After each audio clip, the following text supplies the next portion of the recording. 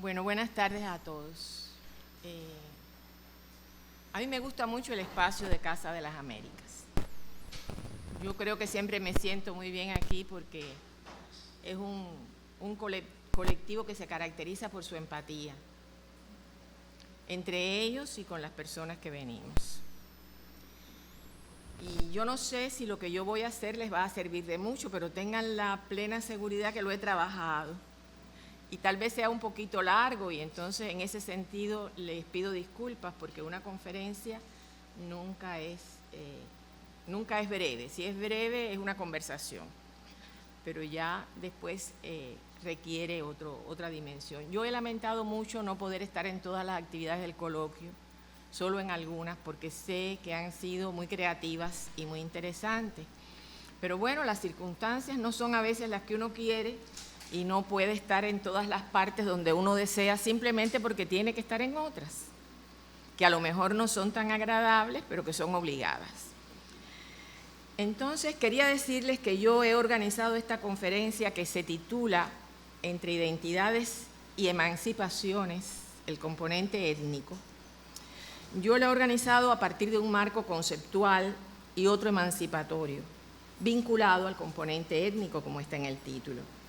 Y este segundo aspecto lo he relacionado con Cuba, que ha sido y es el escenario de mis investigaciones. En este sentido, pido disculpas por este limitante, que a su vez se puede convertir en una propuesta para estudiar desde similares ángulos otras regiones del Caribe.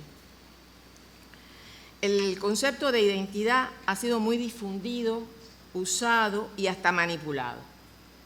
Pero a pesar de que continuamente se habla y se escucha, se lee y se escribe sobre el asunto, y este se aborda tanto en los espacios académicos, educativos o culturales, como a través de los medios masivos, su definición es difícil, pues pocos conceptos tienen un uso tan polisémico.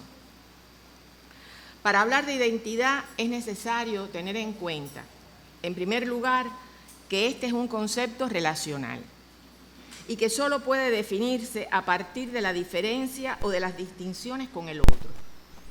También se debe asumir que se expresa en diferentes niveles, pues puede ser colectiva o individual. La primera de esas acepciones consigue expresarse a nivel de región, de país, en tanto la otra se refiere a los seres humanos en su individualidad. Pero lo característico es que siempre se conforma comparativamente y desde luego que en cualquiera de sus niveles está intrínsecamente influido por factores culturales imbricados con la historia, pues es a partir de la tradición de cada país, región, grupo o incluso individuo que se establece una especie de continuidad subjetiva que permite que nos reconozcamos a lo largo de la vida por esas similitudes que a su vez implican las diferencias con el otro en sus diversos niveles y expresiones. Si se sigue el hilo conductor de una aproximación cercana a nuestro mundo, referencias e intereses, el macronivel colectivo, frase con la que tratamos de identificar a la identidad en una escala más abarcadora, se conformaría a partir, por ejemplo, de una región iberoamericana o caribeña, si se conformó antes de los años 50 del siglo XIX, o latinoamericana, si lo hizo después de ese momento, pues siempre es necesario tener en cuenta el tiempo histórico, y el concepto de Latinoamérica se establece en la segunda mitad del siglo XIX. Este nivel de identidad fue definido de manera magistral por José Martí, quien construyó a nuestra América sobre las diferencias con la otra, la del norte, y también con las europeas. Así identificaba desde su origen histórico a países que tenían en sus raíces al indio y al negro. El indio, mudo, nos daba vueltas alrededor y se iba al monte, a la cumbre del monte, a bautizar a sus hijos. El negro, oteado, cantaba en la noche la música de su corazón, solo y desconocido entre las olas y las fieras. Y precisaba aún más al decir que nuestra historia tenía su origen en nuestras grandes culturas y no en los arcontes de Grecia. También sintió la diferencia Alejo Carpentier, y la expresó de manera alegórica al definir lo real maravilloso como patrimonio de la cultura americana, que es la nuestra, ya que por la virginidad de su paisaje, por la formación, por la ontología, por la presencia fáustica del indio y del negro, por los fecundos mestizajes que propició, América está muy lejos de haber agotado su caudal de mitologías. El tan mencionado concepto de Nuevo Mundo, que abarca tanto el continente como las islas caribeñas, implica de igual forma el surgimiento de esas nuevas identidades que se conforman, primero a partir de las diferencias generales de un criollo inespecífico, americano o caribeño, frente al conquistador. Más tarde esta personalidad autóctona se irá concretando por regiones y países y surgirán diferencias entre los lugares en los que representará a una élite mestiza criolla y otros en los que catalogará como tales a ricos y a pobres, a negros y a blancos. Y este último es nuestro caso, donde tanto desde los esclavos criollos hasta terratenientes que se autodefinían de esta manera. Pero la identidad no es un concepto estático, sino cambiante, y se enriquece con nuevos elementos y nuevas pertenencias, aunque nunca deja de lado sus factores históricos esenciales, porque los pueblos, al igual que los hombres, conforman sus esencias más íntimas en la infancia. La formación de las identidades colectivas o individuales se produce a través de un proceso muy complejo de interacciones y mediaciones, de conquistas, de influencias externas, y por esta causa, y porque el devenir cultural e histórico no se detiene, es necesario insistir en que los procesos identitarios nunca terminan. La identidad iberoamericana o caribeña del siglo XVI evoluciona y difiere en actores que se involucran y transculturan a la del siglo XVIII y mucho más a la del XIX y principios del XX, cuando se hizo notable la inmigración masiva de españoles, italianos, alemanes y muchos otros europeos a las diversas tierras americanas, ya divididas en países concretos. El proceso de inmigraciones cuantiosas y continuas, y el de emigraciones, no ha cesado, e influye en las culturas de los países receptores, al igual que ésta modifica aspectos, por lo general secundarios, en los nuevos pobladores. No resultan iguales un cubano del siglo XIX o de la primera mitad del siglo XX que el ciudadano promedio actual. Y eso no es una excepción nuestra, ocurre en todos los contextos y países. No obstante, hay cierta esencia que permanece y diferencia, aquella profundamente enraizada culturalmente, formadora de una mentalidad de larga duración, como expusiera Brodel, constituida por factores sedimentados y estables que puede apreciarse en la manera de pronunciar, en los vocablos y modismos que se usan, en las costumbres, en la personalidad y en otros elementos asentados en eso que llamamos muy sucintamente tradición y que encierra tantos significados y significantes. A modo de un sencillo ejemplo, recordemos que vocablos como espejuelos, gaveta o carmelita, que para los cubanos tienen un significado preciso, sorprenden a otros, a la mayoría diferente, para quienes esos elementos se definen como gafas, como cajón o como marrón. Son solo 3 palabras al vuelo, pero estas permiten identificar por sí solas a un cubano en cualquier parte del mundo. Otra cuestión resulta interesante señalar. Las identidades originales de los individuos y de las colectividades que migran se refuerzan en el nuevo contexto. Las necesidades de cohesión grupal, de sostener referentes que los diferencien de manera axiomática de la sociedad receptora, refuerza la identidad propia que llega incluso a resultar idealizada. Los gallegos inventaron en Cuba un caldo, el gallego, inventado para soportar el frío. Y la bandera gallega se inventó en Cuba.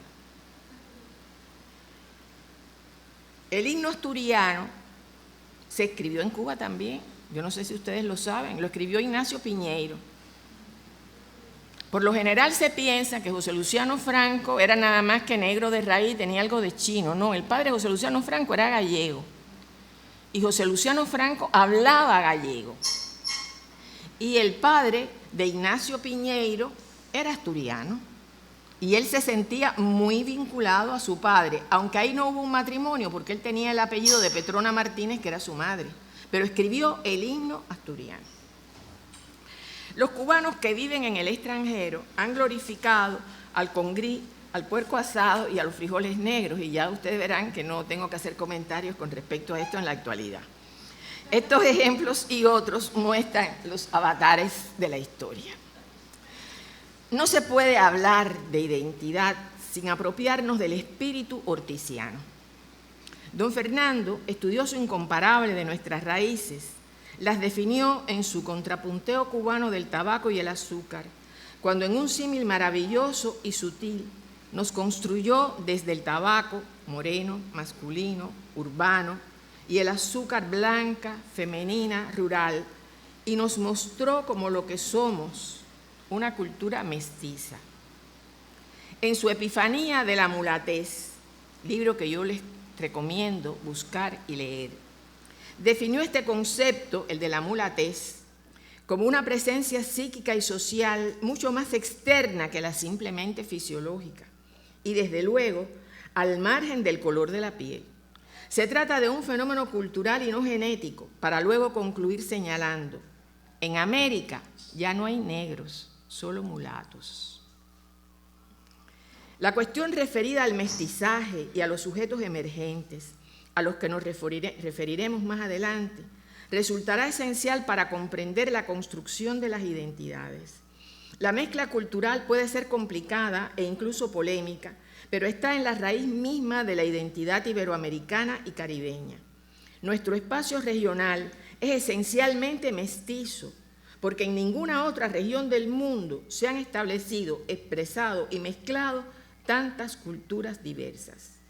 Cuba, en tanto parte de este mundo, es portadora de una cultura mestiza, y para analizar la forma en que se ha producido este proceso, hay un concepto más conocido que el de mulatez, también ideado por Fernando Ortiz, el de transculturación, elaborado ante la maniquea aculturación formulada por Herkovitz, que en su momento estaba de moda e incluso en la actualidad es revitalizada por algunos post-occidentalistas. Cabe destacar, desde luego, que no todos reviven esa tendencia y que un historiador tan destacado como Peter Burke ha redescubierto hace poco el concepto de transculturación, cuya utilidad defiende. La transculturación expresa las complejidades, transmutaciones de culturas, sin las cuales, como exponía don Fernando, es imposible entender la evolución del pueblo cubano en todas sus facetas y aspectos de la vida. Lo transculturado es lo mestizado, el resultado de un modelo de síntesis que se produjo en solo 4 siglos, porque bueno, 4 siglos en historia no son nada. Para algunos, la identidad se vincula al carácter, a esa cualidad o condición psicológica que define a un pueblo o a un individuo. También por relación, por comparación, podemos decir que somos diferentes y que nuestras diversidades proceden asimismo de nuestra transculturación específica.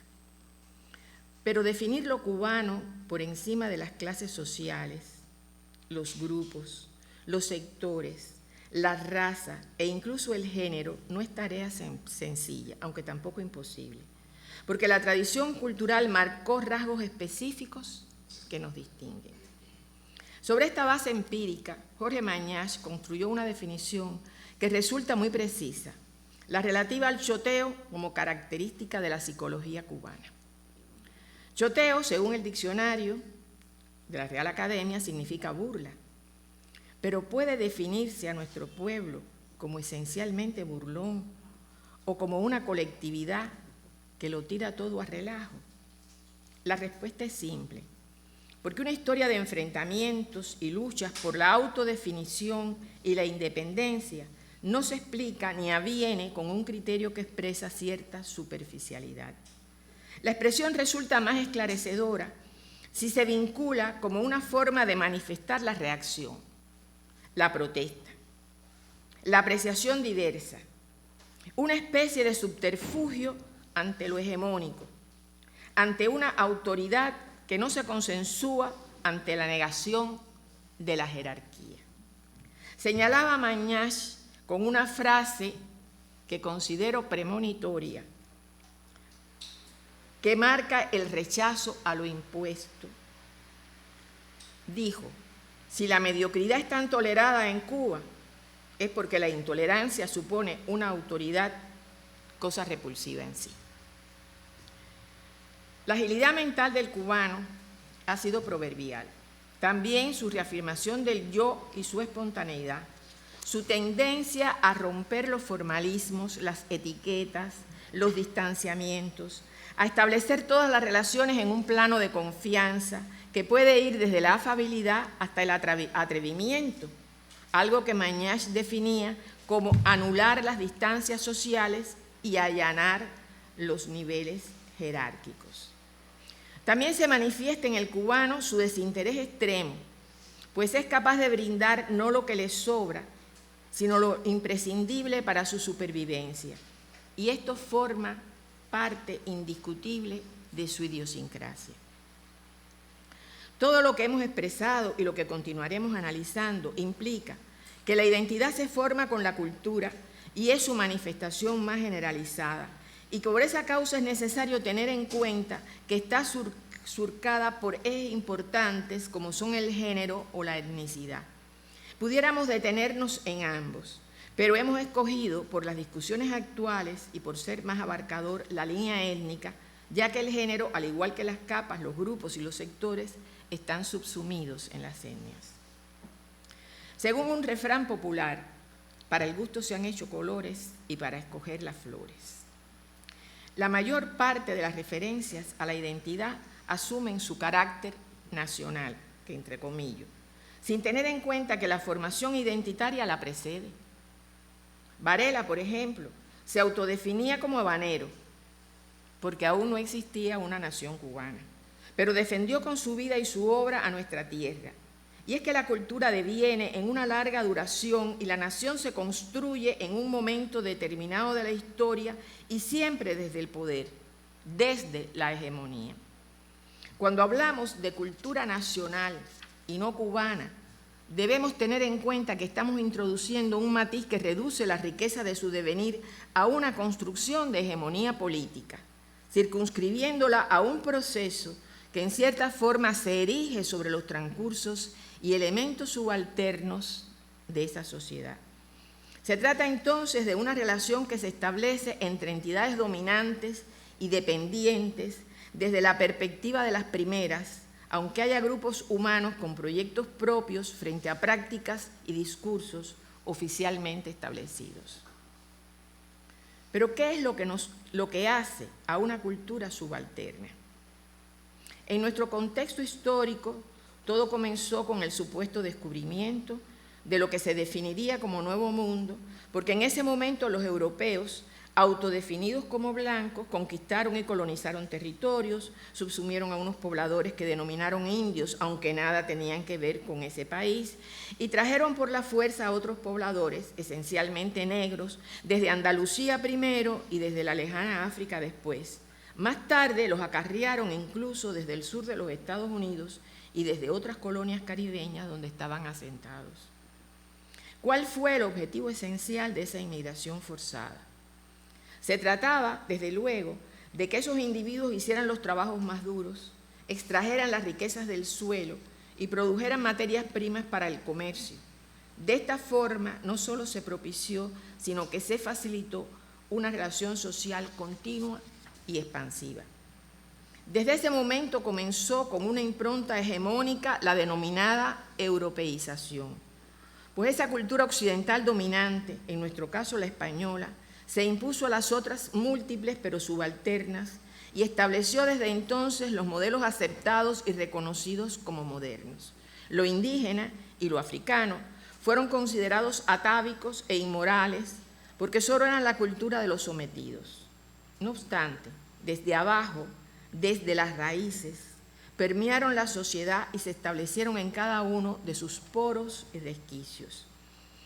El proyecto de nación cubana, construido durante las etapas colonial y republicana, respondió a los intereses hegemónicos de las élites blancas, sin que esta cuestión menoscabe en lo absoluto sus valores culturales. Y en ese contexto se enmarcaron muchos proyectos racializados, como fueron la Casa de Beneficencia, la de Recogida, el Hospital de Paula o la Sociedad Económica de Amigos del País, que dejó a los negros al margen de sus escuelas. Por lo tanto, es una muestra de esto. Tampoco se miente al decir que una figura paradigmática de nuestra cultura, como lo es el maestro José de la Luz y Caballero, temía la influencia cultural de los negros sobre las familias criollas blancas, cuestión que está presente en su libro de lecturas. Ni que para José Antonio Sacco el concepto de pueblo solo incluyera a los blancos. Estas cuestiones se enmarcaban en criterios de la hegemonía cultural de una época asentada en las miradas de los criollos blancos. La revolución cubana en el poder también es hegemónica, pero en este contexto se trata de garantizar la existencia de una preponderancia en términos de dirección consensuada sobre la base de una participación ciudadana plural, producto de la razón histórica, lo que supone una concepción ética y no instrumental del poder político. La cultura popular no ha sido históricamente un problema central en los análisis que se han realizado desde los poderes políticos. Sin embargo, la dinámica en que se desenvuelven los sectores subalternos ha devenido foco de atención e interés tanto desde el punto de vista político como académico. Por culturas populares se entienden aquellas producidas por las masas poblacionales subalternas, el alter ego de los grupos hegemónicos que pueden ser étnicos o sociales, como por ejemplo los campesinos o los obreros. Nos introduciremos entonces en el factor étnico en la identidad cultural cubana. Desde esta perspectiva se trata de analizar la importancia de su contribución cultural en nuestra sociedad y la manera en que subrepticiamente fue subiendo desde las raíces hasta culminar en las ramas más altas de un árbol que simboliza nuestra cultura. Para esto habría que destacar en primer lugar el peso demográfico de los negros y mulatos en Cuba y también la importancia desempeñada por sus mujeres como reproductoras de población, habida cuenta de los altos índices de masculinidad que siempre hubo en la isla. En los años 40 del siglo XIX, la población negra y mestiza constituía el 50%. A finales de ese siglo, del XIX, integraba la tercera parte de los pobladores. Y así continuó durante la República Colonial. El último censo realizado en nuestro país hace algunos años es poco claro en este ángulo del problema. Se conformó a partir de elementos subjetivos individuales y contrasta con la percepción ciudadana, pues según el censo, solo el 36,04% de la población cubana es negra y mulata. Y eso parte de que cada uno declaraba lo que le parecía, ¿no? Y entonces se anotaba cómo le parecía a cada cual, ¿no? Yo tengo un ejemplo muy característico de esto. Mi mejor amiga, que tiene varios hijos, tiene un hijo que es mulato. Y entonces es mulato, su abuela era alemana, tiene el pelo muy rizado, pero rubio y tiene los ojos claros. Y entonces cuando se va a hacer el censo, vamos a decir, las empleadas del censo insistían que él era blanco y él decía, mire que yo no soy blanco, que yo soy mulato, póngame como mulato, yo soy mulato, yo no soy blanco. Y esto, que es un ejemplo individual, le da a ustedes las inexactitudes de un censo que está diciendo que en Cuba, que salga a la calle usted y mire, el 36% solamente de la población es negra y mulata. Otro aspecto importante tiene que ver con la lengua. El multiculturalismo cubano tiene una singularidad que pocos observan. La transculturación idiomática se hizo a favor de la lengua española, pero es preciso destacar que la colonización europea impuso las lenguas de sus países al área. Casi todas las islas del Caribe recibieron el influjo del arhuaco insular, que se percibe en una serie de vocablos comunes en la región y que hacen alusión a la naturaleza y culturas endémicas, sin pasar por alto la rica y variada toponimia. A esto se sumó el intercambio cultural con otras áreas de nuestro continente americano, de las cuales procede una no menos variada relación de voces de procedencia náhuatl, maya, tupi-guaraní, quechua, que se refieren a conceptos y objetos que llegaron a formar parte de las culturas de los pueblos que habitan las Bahamas, las Antillas y las Bermudas. En este proceso violento de intercambio lingüístico y cultural marca su predominio y preeminencia la introducción de los negros subsaharianos. En aquellas regiones en las que predominó el componente étnico, lingüístico, subsahariano sobre el europeo, surgieron modalidades criollas de las lenguas aportadas por los colonizadores que procedían de Europa. Así brotaron el papiamento de Aruba y Curazao, el inglés y el francés criollo de las Bahamas, de las Bermudas y de las Antillas colonizadas por Inglaterra y Francia, el criollo francés de Guadalupe, Dominica, Martinica, Santa Lucía, Granada y Trinidad, que comparte rasgos afines y llama la atención por su similitud con variantes criollas francesas del Océano Índico. El caso de Cuba, como puede ser el de la República Dominicana o el de Puerto Rico, es sumamente interesante. En nuestra isla, a pesar del número de africanos subsaharianos que se introdujeron, cerca de 1 millón, y es posible que pasaran el 1 millón, si quieren después yo les explico por qué, los negros se transculturaron a la lengua española. Es cierto que legaron múltiples vocablos que se usan en la actualidad, como chévere, fula, acere, cheche, ¿no?, que son los dengue, ébola, que los usamos, pero lo cierto es que adoptaron como suyo el idioma español. La cultura comienza por el trabajo. Los negros fueron traídos con ese propósito y hasta fines del siglo XIX constituyeron la mano de obra esencial en nuestras áreas urbanas y rurales. Por eso, sus oficios fueron variados, más o menos especializados. Jornaleros en el campo, capataces y estibadores en los muelles, trabajadores de servicios en las ciudades. En este contexto nos interesa destacar que constituyeron la mano de obra que levantó las villas primeros y las ciudades después.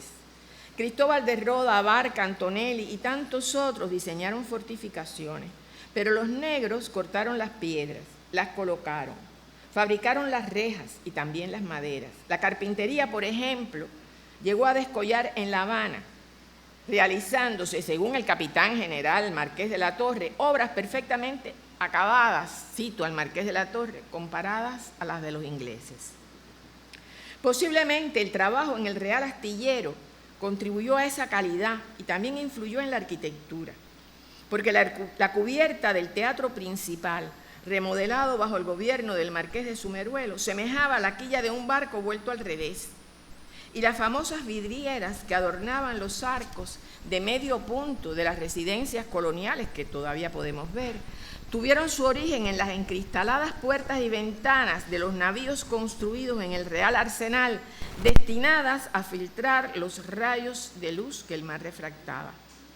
Todo esto tiene que ver con la transculturación que se producía. Por otra parte, se destaca la atención que los afrocubanos tenían que procurarle al cuerpo, no solo al social, sino al humano. Fueron los sastres y costureras negros los que vistieron a las élites criollas. Uribe en Cecilia Valdés es un ejemplo, pero también descollaron en otras profesiones como funerarios, dentistas, maestros y maestras, parteras, nodrizas, lavanderas, cocineras y cocineros, y transmitieron de variadas formas sus saberes ancestrales, como el tradicional uso de las hierbas medicinales y la confección de alimentos que diferían de los europeos. Los saberes se entremezclaban y la cultura cubana, también en esos aspectos, continuaba construyéndose como una cultura mestiza. Las mujeres negras y mulatas se destacaron en oficios que primero fueron de esclavas o de pobres, como los de parteras, nodrizas y maestras en las escuelas de amigas, pero que paulatinamente fueron ascendiendo en la escala social. Por ejemplo, se graduaban como comadronas en el Tribunal del Protomedicato primero y en la Escuela de Parteras más tarde, que es la primera escuela de parteras que existe en América Latina. 1828 es su primera graduación. Paulatinamente se oficializaron colegios portadores de un adecuado nivel profesional, como los de Doroteo Barba, Mariano Moya, Antonio de Medina, el que se llamaba el Don Pepe de color, Mariano Coimbra, Úrsula Valverde, quien también escribía en la revista Minerva. La escuela de Lorenzo Meléndez se destacó por la calidad de la enseñanza y en esta, al igual que en otras como la del Belén, se impartían clases a niños blancos y a negros sin distinción, hasta que llegó la Real Sociedad Económica, que asimiló la función de organizar la enseñanza pública y logró racializarla. Se destaca en la enseñanza de esos primeros años a Juana Pastor. Nació en el barrio de Jesús María, donde vivió toda su vida. Se dice que era una mulata oscura, de ojos muy vivos, de pelo lacio, robusta, que jamás contrajo matrimonio, cosa muy común en la época porque no implicaba la soltería, pues lo común era el amancebamiento, ¿verdad? Las uniones consensuales. Juana se dedicó toda su vida a la enseñanza. Debió aprender en un convento posiblemente, sirviendo a una novicia blanca, porque era ese el camino de las hijas de familias ricas que no se casaban. De otra forma, Juana nunca hubiera podido adquirir los conocimientos que le permitieran no solo enseñar las primeras letras, sino instruir en lengua latina a hembras y varones y a todo el que a ella acudía. Hacía poesías, perdidas casi todas, pero se ha encontrado una décima del 27 de noviembre de 1815, dirigida al obispo Espada y Landa, quien, paralelamente a todas las virtudes que se le atribuyen, temió la influencia de los negros. Por esa causa no quería que Juana enseñara a niños varones negros y llegó a amenazarla. Por lo cual un día apareció publicada una sátira de Juana donde le señalaba: noble obispo de La Habana, de vos se queja la Grey. ¿Sois el obispo o el rey? Decidlo con verdad ufana. ¿Vuestra espada es toledana? No, por cierto, es alavesa. Pues ¿por qué con tal presteza la sacáis para cortar? Ya la podéis envainar, que aquí no corta ni esa. Aunque los versos aparecieron anónimos, como era costumbre, cuando el obispo los leyó dijo: esa es Juana, y la dejó quieta.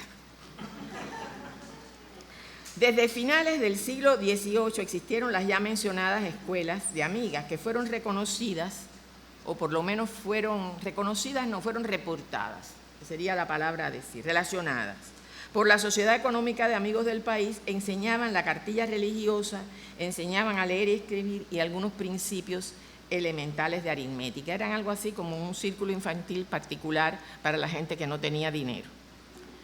A partir de los años 80 de ese siglo, las negras y mulatas también cursaron estudios, como antes se mencionó, en la Escuela de Parteras y en otras carreras universitarias.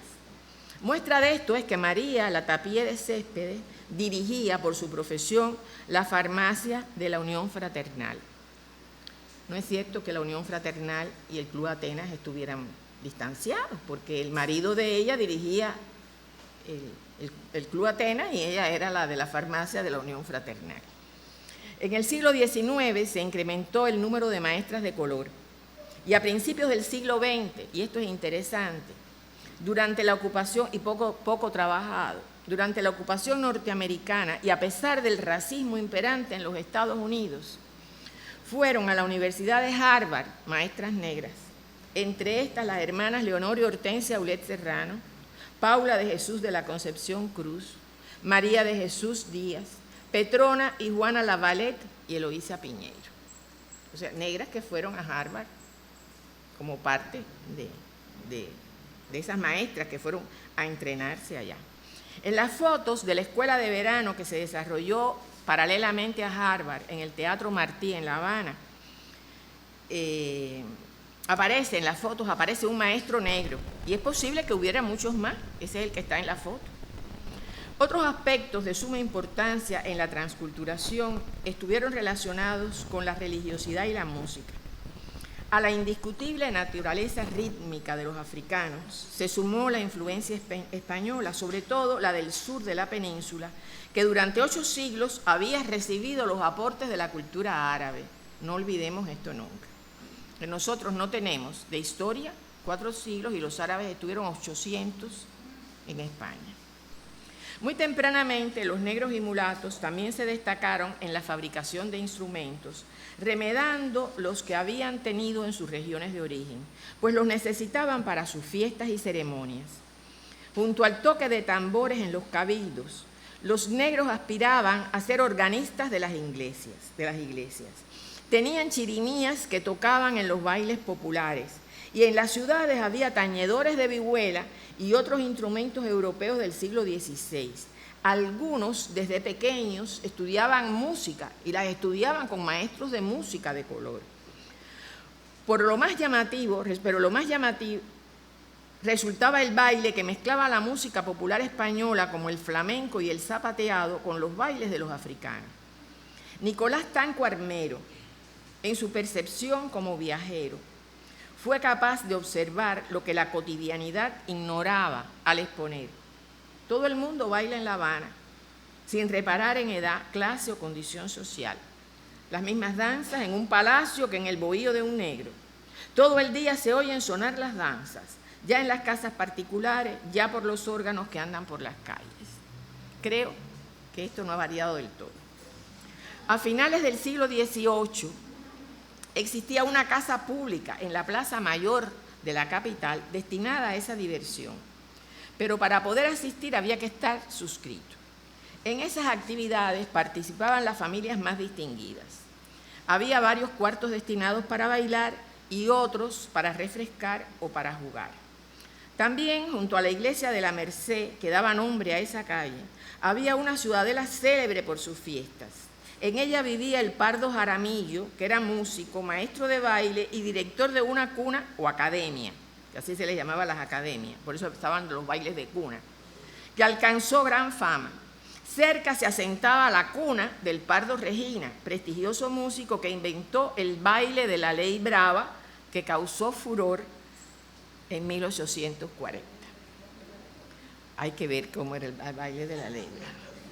Aunque los denominados bailes de cuna se celebraban en las casas de los negros y mulatos de las capas populares, a estos acudían en busca de amor y aventuras los criollos blancos, cuestión muy bien expuesta por Villaverde en su novela Sacilia Valdés. Yo siempre digo que Cirilo Villaverde no fue un historiador costumbrista, hizo novela histórica, no costumbrista, histórica.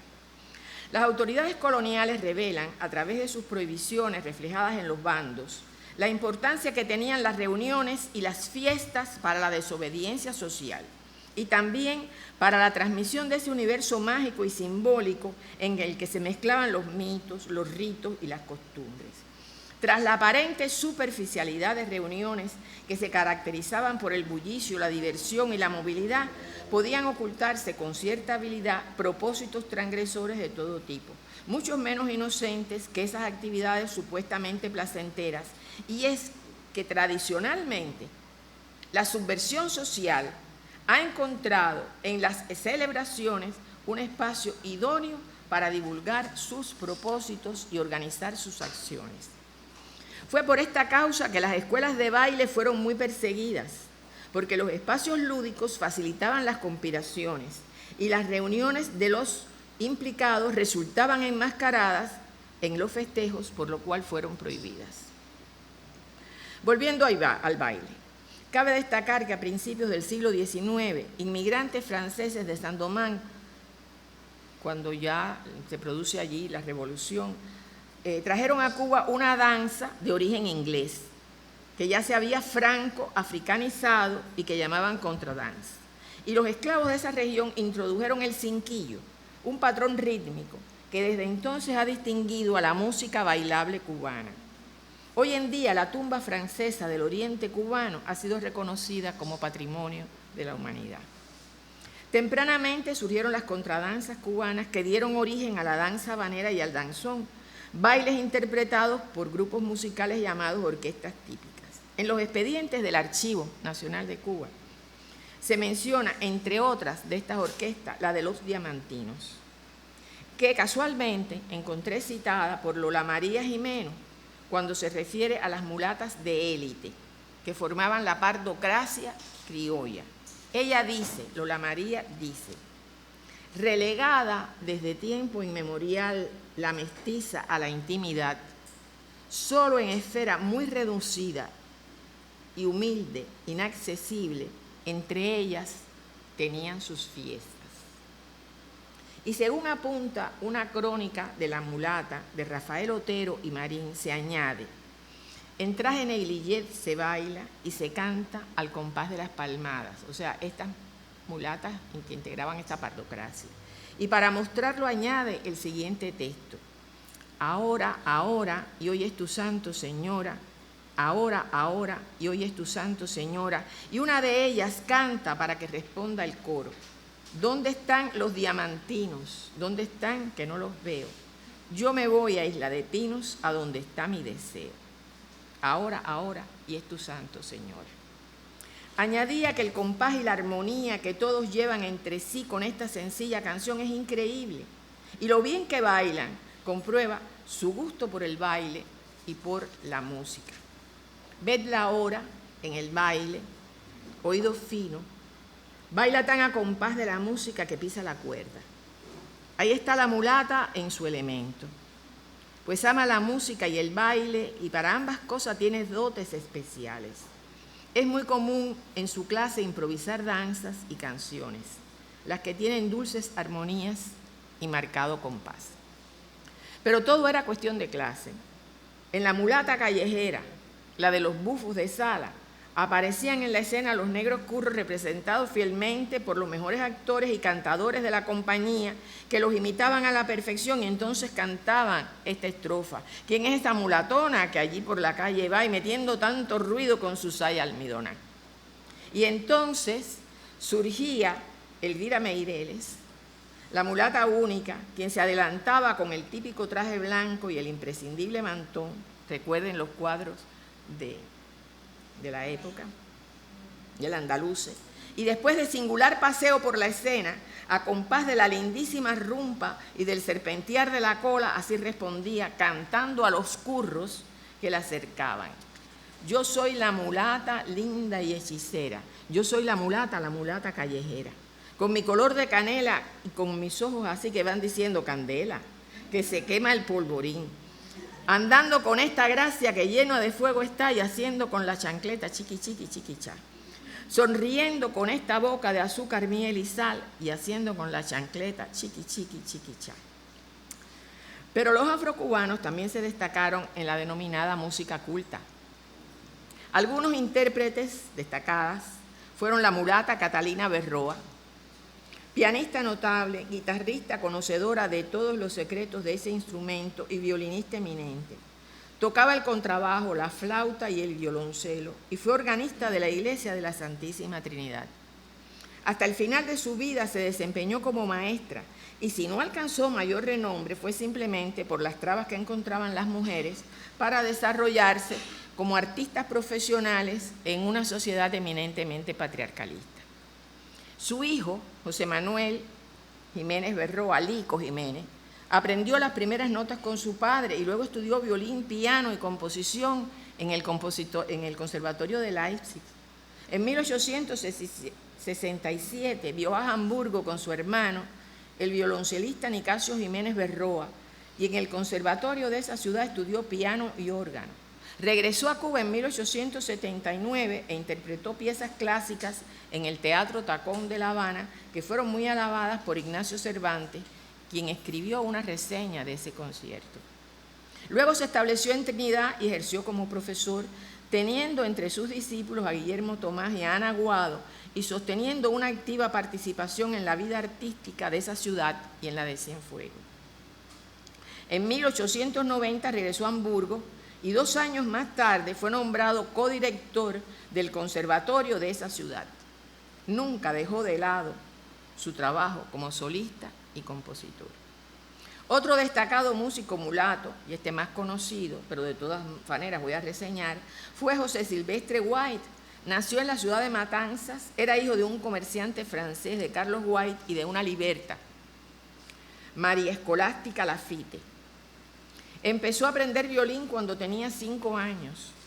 Su primer profesor fue el maestro moreno José Miguel Román y después estudió con Pedro Hacerf, músico belga, residente en Matanzas. En 1855 fue admitido en el Conservatorio de París, donde estudió violín, ganando el primer premio en la competencia anual de esa institución. Luego inició una carrera como concertista que lo llevó por varias ciudades de Europa. Debutó en Cuba en enero de 1875 con un recital en el Teatro Esteban, hoy Sauto, de su nativa Matanzas. En La Habana compartió el escenario por primera vez con el pianista y compositor Ignacio Cervantes y ofreció conciertos en varias ciudades de la isla hasta que fue deportado por donar sus ganancias para el armamento y avituallamiento de los insurgentes cubanos. Viajó por Perú, Chile, Argentina, Uruguay, antes de pasar al entonces Imperio del Brasil, donde fue acogido por los aficionados a la música y por la familia imperial. Incluso fue nombrado por el emperador Pedro II, porque entonces recuerden que Portugal, el Imperio de Portugal estaba en Brasil, pero fue nombrado profesor de música de su hija, la princesa Isabel, y director del Conservatorio de Río de Janeiro. White se sintió tan bien en ese país que permaneció en él hasta 1889. En medio de una gran actividad artística falleció en 1918. Pero el más conocido de los músicos cubanos de color fue Claudio José Domingos Brindis de Salas, que nació en La Habana en 1852. Era hijo de un célebre músico y compositor afrocubano de igual nombre. Con este comenzó sus estudios que prosiguió luego con un profesor belga residente en La Habana. Ofreció su primer concierto en el Liceo de la capital el 18 de diciembre de 1863. En 1869, su padre lo envió a París con el dinero que ganó en una lotería. Y tan solo un año después ganaba el primer premio de violín en el Conservatorio de la Ciudad Luz. Tras concluir sus estudios, inició su carrera como concertista y se presentó en varias ciudades europeas. En 1875 regresó a América como director del Conservatorio de Haití, ofreciendo conciertos en Centroamérica y Venezuela. El 24 de noviembre de 1877 dio un exitoso concierto en el Teatro Pairé de La Habana y más tarde tocó en el prestigioso Salón de los Altos del restaurante El Louvre, acompañado al piano por su antiguo maestro holandés, José van der Busch. Esta visita a La Habana fue para el joven Brindis de Salas más que un éxito musical, un crédito social y personal, porque se vio admirado y respetado por lo más ilustre de una sociedad que era esclavista. Su carrera de conciertos lo llevó a México, a Buenos Aires, y en esta ciudad tuvo los mayores éxitos de su vida. Pero en 1889 volvió a Europa, recibió condecoraciones de varios monarcas europeos, la Cruz de Carlos III del Rey de España, la Orden del Cristo del Rey de Portugal, la Cruz del Águila Negra del emperador de Alemania, Guillermo II, quien no solamente lo condecoró, sino que además lo proclamó varón del Imperio Alemán y lo nombró violinista de su corte. También asistió a su matrimonio con una dama de la hidalguía alemana.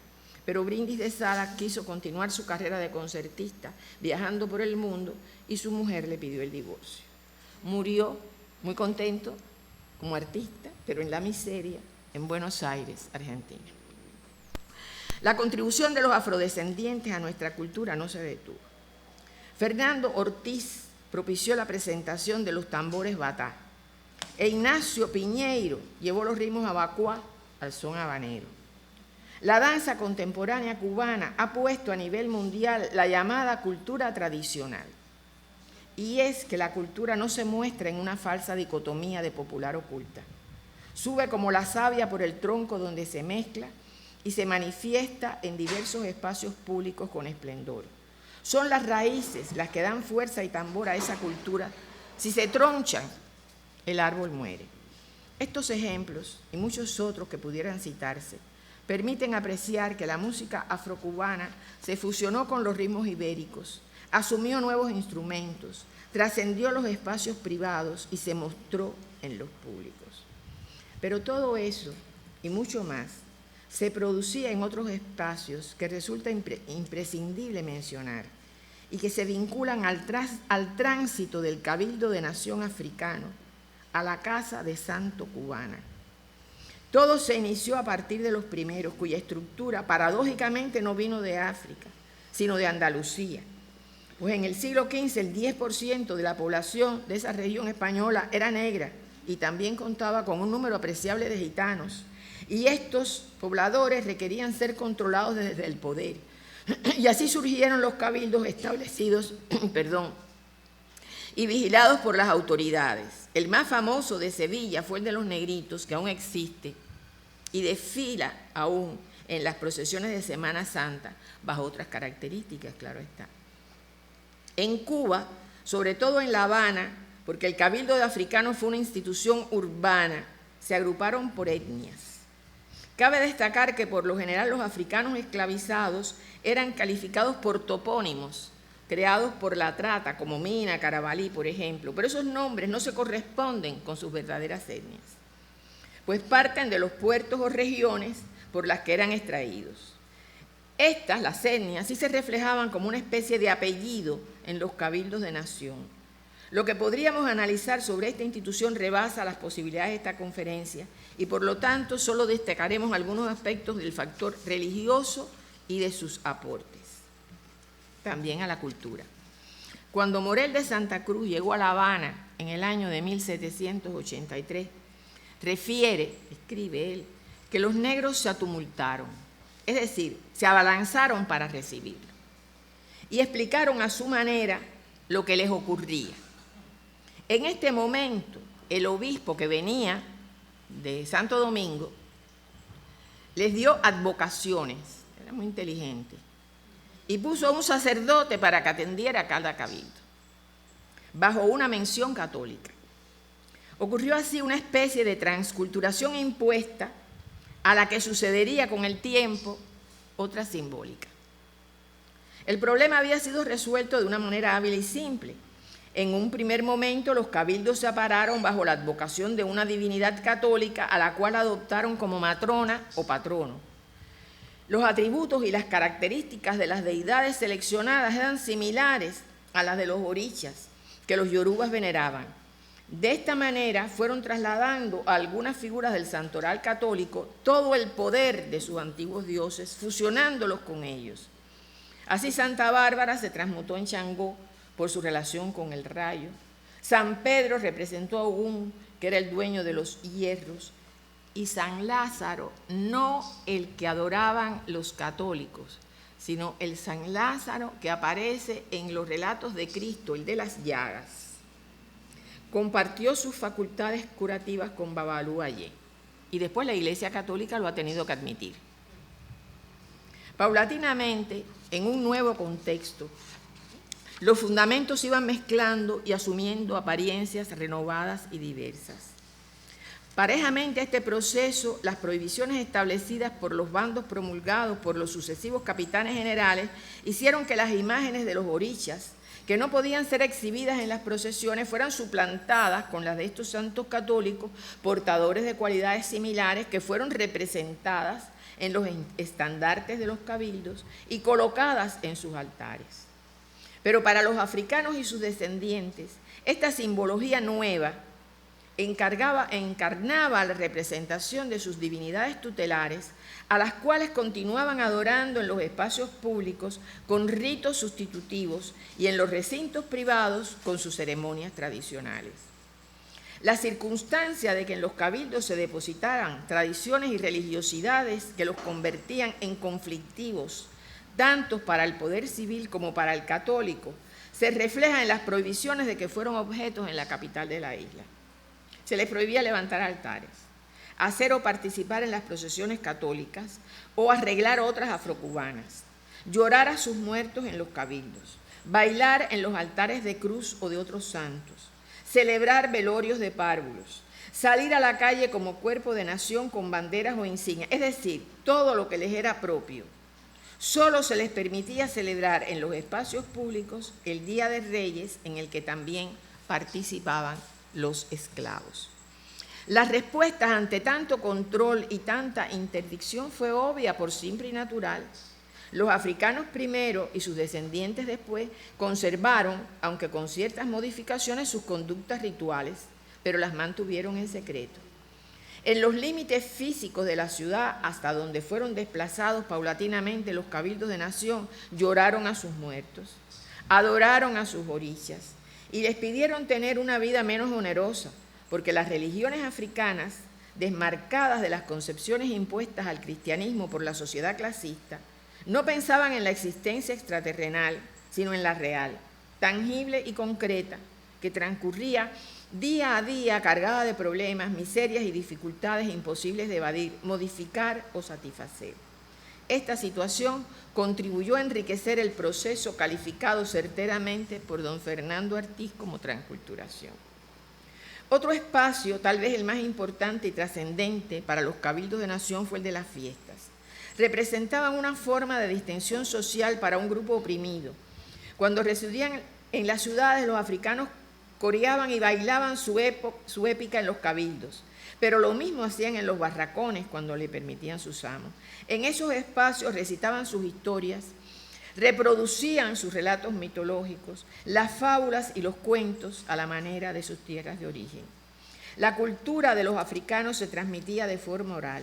Sus leyendas se recitaban como las salmodias cristianas. Un elemento vital en esa narración era la mímica, a través de la cual imitaban los movimientos y las voces de los animales. Era un universo real maravilloso que provenía del África, donde los griots de la corte recitaban las loas de los reyes, que luego se transmitían de generación en generación. Esos cantores rememoraban las crónicas y las hazañas de las dinastías y de las tribus, es decir, relataban sus historias a través de leyendas, cuentos, fábulas y parábolas, y las representaban en danzas. Era un verdadero espectáculo en el cual intervenían la pantomima, la música, el canto, el baile. Los cuentos o loas de los yoruba se recitaban de acuerdo a cierto ritualismo tradicional que exigía un prólogo y una narración a menudo rítmica, y eran declamados con cantos, estribillos, onomatopeyas y gestos que en ocasiones se acompañaban del sonido de los tambores. Los oriki eran cantos religiosos de alabanza, pero también entonaban los ijalá, referidos a la guerra o al trabajo. En cada uno de estos elementos de este mundo mágico y mítico de los africanos, como en otros aspectos de su cultura, existía una profunda vinculación de carácter religioso. Ese mundo mágico de las narraciones, legado por los antepasados, se asentaba en los cabildos y constituía un secreto del cual solo participaban los cofrades. La interpretación que se ha dado a la afición de los africanos por el baile como una expresión sensual y erótica de su cultura es demasiado fútil, superficial y vana. Cada movimiento, cada sonido, cada expresión tenía para ellos un significado que solo los entendidos conocían, consustancialmente religioso y mágico, incluso íntimamente relacionado con la función sacerdotal. El tatanganga o sacerdote de los Congos, por ejemplo, baila, canta y habla en lengua cuando es poseído por el santo. Algo similar ocurre en los ritos yoruba y en los cultos arará. En las fiestas del Día de Reyes, única autorizada por las autoridades para desfilar en el espacio público, aparecían el rey o capataz del cabildo ataviado con un traje militar, posiblemente porque también pertenecía al batallón de morenos leales, pero descalzo o calzado cómodamente a la manera africana para el ajetreo de todo un día de jolgorio. La matrona aparecía con collares, aretes y una corona que marcaba la diferencia de su estatus social. Se exhibían en público los denominados diablitos, que en diversos lugares de África eran usados para expulsar a los demonios. Esta denominación se la dieron los blancos criollos europeos por analogía entre la vestimenta y las contorsiones de los personajes que recibían tal calificativo y acompañaban las procesiones católicas del medioevo. Ocasionalmente tenían cuernos, se vestían estrafalariamente, hacían cabriolas y daban grandes saltos. Desde su primer trabajo, Ortiz identificó estas representaciones con los oficiantes religiosos o con los negros de ascendencia guerrera que existían en los cabildos. Una de las figuras más famosas de ese contexto fue la culona, nombre que proviene del término mandinga, culona o lonna, que significa sabio e instruido, y era aplicado a los sacerdotes. La vestimenta de este diablito, entre comillas, consistía en un amplio aro alrededor de la cintura, del cual colgaban a manera de sayas fibras vegetales entretejidas. Esta vestimenta era similar a de los congos iniciados en el rito de Kindembo, figura del sacerdocio africano. También los diablitos de la Sociedad Secreta Poro de Sierra Leona usaban trajes de fibras vegetales. Otros llevaban adornos con cuernos similares a las quijinga, nombre que recibían las coronas usadas por los soba, jefes tribales del Congo.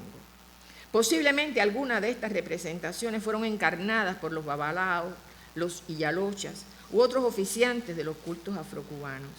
El objeto de estos entes mitológicos era abrir paso a la procesión. Se encargaban de preceder a los reyes y matronas de los cabildos, despejando el espacio para el desfile. Sus tangos y cuadrillas eran temidos debido al ruido que producían y a los saltos con que se movían.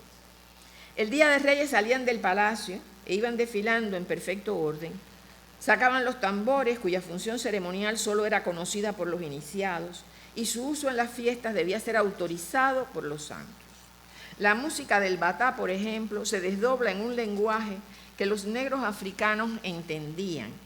Los tres tambores hablan lengua, aprovechando los valores tonales característicos de las lenguas de los pueblos de África. Los tambores batá se expresan en yoruba y sus notas se ordenan una tras otra, como se hace con los sonidos en serie para formar palabras. Los tambores africanos transmitían religiosidad y simbología a la vez que convocaban a las reuniones y también a la subversión. Impedidos de mostrar públicamente sus representaciones simbólicas, mostraban sus expresiones transculturadas. Cargaban con una imagen de la Virgen de la Regla o del Cobre, pero muchos iban vestidos a la usanza de sus etnias. Y Mesa dice, por ejemplo, cito, los congos y lucumíes con sus grandes sombreros de pluma, camisetas de rayas azules y pantalón de percal rojo, los ararás con sus mejillas llenas de cicatrices de cortaduras y de hierro candente, repletos de caracoles, colmillos de perro y de caimán, cuentas de hueso y de vidrio ensartadas y sus bailadores metidos hasta la cintura en un gran rollete formado con un aro cubierto de fibras vegetales, los mandingas muy lujosos, con sus anchos pantalones, chaquetillas cortas y turbantes de género de seda azul o rosa, y bordeados de marabú, y tantos otros, en fin, de nombre enrevesado y caprichosos trajes que no estaban hechos enteramente al estilo de los de África. En los barrios extremos y calles menos concurridas acampaban, por su respeto, los ñáñigos, cubiertos de un capuchón de burdo género, algo parecido al de los sayones del Santo Oficio. En la fiesta de Reyes también desfilaban grupos de mujeres que recorrían las calles con marugas o sonajas, güiros o cascabeles, que el observador caracterizaba de esta manera porque desconocía sus nombres africanos. También se mostraban el anaquillé, que es un muñeco, ¿no?, los báculos de los capataces y las banderas de cada cabildo. Algunas negras de los cabildos llevaban sombrillas y abanicos que los blancos, ignorantes de las culturas africanas, eran incapaces de identificar o valorar, pues desconocían que el parasol era un símbolo de poder en muchas tribus de este continente, donde solo podía ser utilizado por la realeza, los nobles y los sacerdotes. En tanto, el abanico simbolizaba el Agbebé de Ochún. Algunos espectadores desconocedores de los ritmos africanos, cuyos efectos relativos son comunes al punto que una frase puede repetirse durante horas enteras, exponían que esas negras iban cantando a secas, sin ton ni son, y con una monotonía exasperante, unas tonadas chillonas. Lo mismo referían sobre los hombres, quienes cantan con monótono y desagradable sonido, en lenguaje africano, las memorias de sus antepasados. En otros espacios y en otras épocas, las fiestas continuaron, y aún ocurre, antes en las denominadas sociedades de instrucción y recreo, negras, mulatas o blancas, donde se mezclaban los ritmos y los saberes, y en la actualidad en los espacios privados y públicos. El Día de Reyes fue sustituido y aparecieron en lugar las comparsas que recorrieron las calles, e incluso durante la República Neoliberal se mostraron en clubes de las élites y que aún participan en nuestras fiestas públicas. ¿Cómo analizar lo que ocurre actualmente? Digamos que todo está mezclado o transculturado, al decir de Ortiz. Es lo que caracteriza a nuestra cultura y es lo que representa a nuestra identidad. Híbrida en sus resultados, mulata por africana y española, y por eso diferente, idéntica a nosotros mismos. Muestra del carácter cubano, que yo califico como espontáneo, lúdico, abierto, generoso, desprejuiciado, portador de un modo de ser y hacer que todo aquel que llega a nuestro país experimenta. Ojalá estas páginas sirvan para mostrar la mulatez cultural del cubano y sobre todo comprenderla, y para incentivar ese estudio en otras zonas caribeñas. Ustedes me disculpan porque esto ha sido demasiado largo.